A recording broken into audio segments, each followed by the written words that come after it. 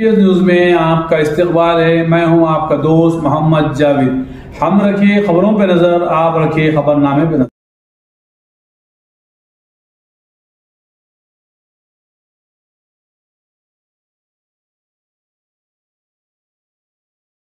Multiple houses లో night దొంగతనాలు నమోదయ్యాయి.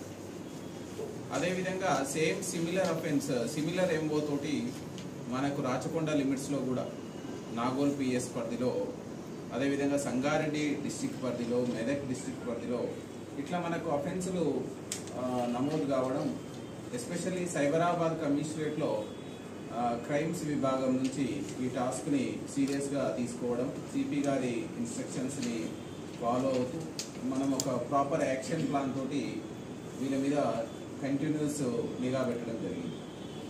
సో వీళ్ళు మనం ఏంటంటే మనకున్న టెక్నికల్ డేటాని అనాలిసిస్ చేసుకుంటూ మనకున్నటువంటి సీన్ ఆఫ్ క్రైమ్స్ని ఏదైతే విజిట్ చేసి అక్కడ ఉన్నటువంటి ఆధారాలని మైన్యూట్గా విశ్లేషించుకుంటూ మనం ఈ ఇద్దరు ఇన్స్పెక్టర్ల ఆధ్వర్యంలో మరియు లోకల్ పోలీసు మన డిఐస్, మియాపూర్ డిఐ కానీ, అదేవిధంగా RC Puram DI, Medchal DI, Alwal DI, Pet Basheerabad DI, వీళ్ళందరి కోఆర్డినేషన్ తోటి మనము కంటిన్యూస్గా ఇలాంటి క్రైమ్ జరిగే అవకాశం ఉన్నటువంటి ఏరియాలో మనం రెక్కీలు వేయడం, సో కౌంటర్గా అఫెండర్స్కి కౌంటర్గా మనం చేస్తున్న క్రమంలో ఎస్టర్డే ఈవినింగ్ అవర్స్లో మనకు మియాపూర్ లిమిట్స్లో మనకు ఒక 3 మెంబర్స్ అనుమానాస్పదంగా మనకు వచ్చినటువంటి టెక్నికల్ డేటాకి దగ్గరగా ఉన్న అఫెండర్స్ని మనం